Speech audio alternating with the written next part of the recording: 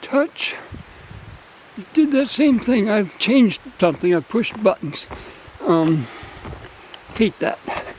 Okay, the self-replication with mutations just, calls upon the Darwinian evolution model. If you apply it to universes, you've got to be careful and make sure you're going every step of the way logically. But the analogy to life just seems to be there. And we know, and we're going to also now go into the strong emergence discussion again, maybe get it a little more coherent. Life is a process that gathers low entropy systems to itself, and is a low entropy system, making use of low entropy sources of energy to maintain itself, and producing heat and increasing overall entropy as a result. But life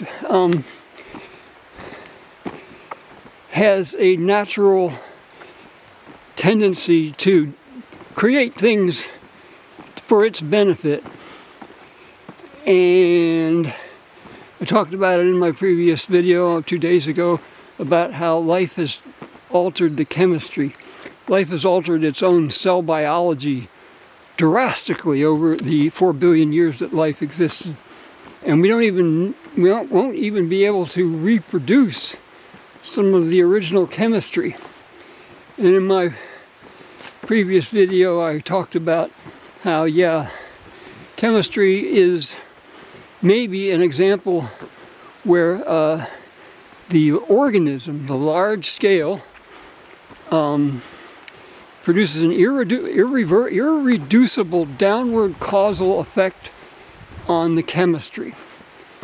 But it doesn't produce an irreducible downward causal effect, which is sort of the core definition of strong emergence, irreducible being the key.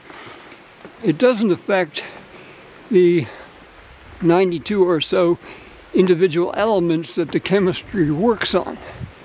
Those are just kind of set in stone, at least we think so.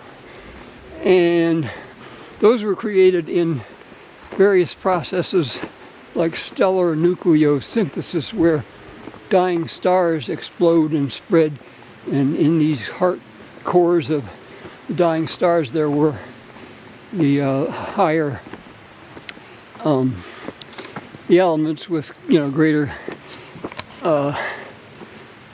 what do they call it, the number of protons and neutrons, forget the term, then it was naturally produced in the Big Bang, where the Big Bang essentially only is able to produce hydrogen and helium. There we go, hydrogen and helium, and a little bit of lithium, pretty much nothing else. And then stars burn the hydrogen and contract the nuclei, the protons and neutrons in their core, and then when they explode, those bigger globs of protons and neutrons form all kinds of new elements that only happen in stars. So you got to have a universe that creates stars, and you got to have a universe that specifically creates the chemical elements needed for life, and in a way that essentially life can work on. So how'd that happen? And was life involved? We'll talk about that in a minute.